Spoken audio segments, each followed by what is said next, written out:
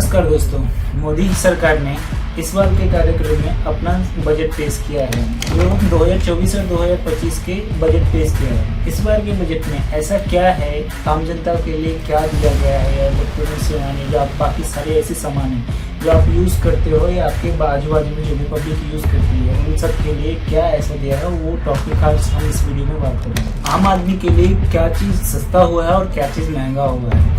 अपने लिए special status मांगने वाले आंध्र प्रदेश और बिहार, इन सब राज्यों को क्या ऐसा दिया गया है, क्या नहीं दिया गया है, ये सारी चीज़ें हम डिटेल में जानेंगे।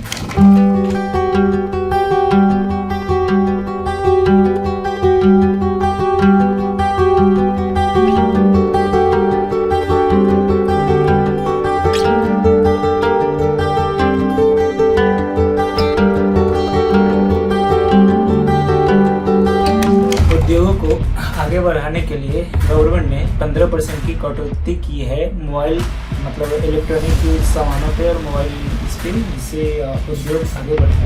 इससे मोबाइल फ़ोन और बाकी सारी चीज़ें सस्ता होगा। मोबाइल का पार्ट सस्ता करने के कारण इसका प्रभाव ये पड़ेगा कि मोबाइल के दाम कम हो जाएंगे और एसएससी घटाकर इसका 15% कर दिया गया है।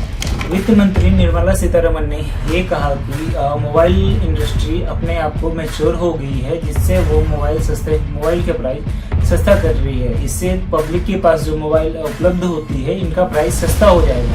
जहाँ एक तरफ मोबाइल का दाम सस्ता तो हो रहा है पर वहीं पे मोबाइल से बात करने वाला रिचार्ज महंगा हो रहा है। इन दोनों में क्या ही कंपैरिजन की। इससे रिचार्ज प्लान तो बढ़ ही रही है, यहाँ तक कि रिचार्ज कंपनी एक बार फिर से अपना ये सोच सकती है कि रिचार्ज प्लान और बढ़ाने के लिए। पर इसके साथ ही गवर्नमेंट ने ये भी किया है कि 5G का स्पीड रोल आउट कम हो जाएगी। निर्मला सीतारमण ने युवाओं के लिए एक बड़ी खुशखबरी सुनाई, जिसमें 1 करोड़ युवाओं को 5,000 रुपया पर मंथ दिया जाएगा, जिससे युवाओं को बड़ी कंपनी में ट्रेनिंग करने के लिए भी भेजा जाएगा।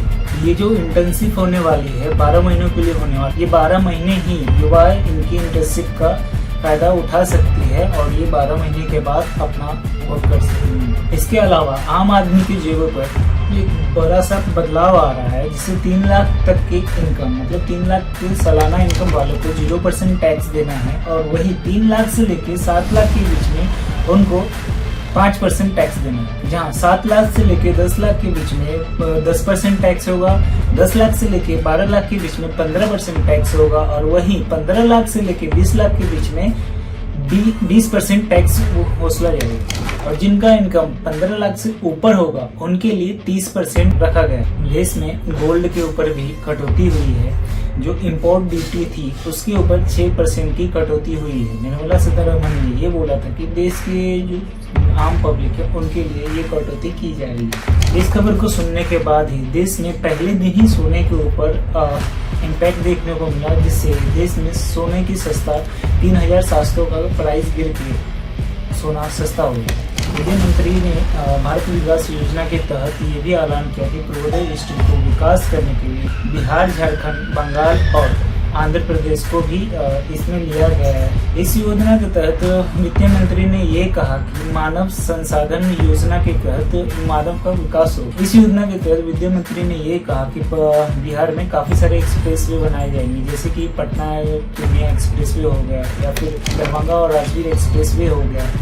ऐसे में ही और भी सारे एक्सप्रेसवे हैं जो आप जाके गूगल पे सर्च करके देख सकते हैं। और इन सारी परियोजनाओं पर 26,000 करोड़ रुपए खर्च किए जाएंगे। इसी योजना के तहत भागलपुर में एक 24,000 मेगावाट की पावर प्लांट योजना बनाया जा रहा है, जिससे वहाँ पे बिजली की उत्पादकता में काफ़ी ज़्यादा बढ़ोतरी हो। वित्त मंत्री ने इसी योजना के तहत एयरपोर्ट और काफ़ी सारे मेडिकल कॉलेज का भी ऐलान किया है।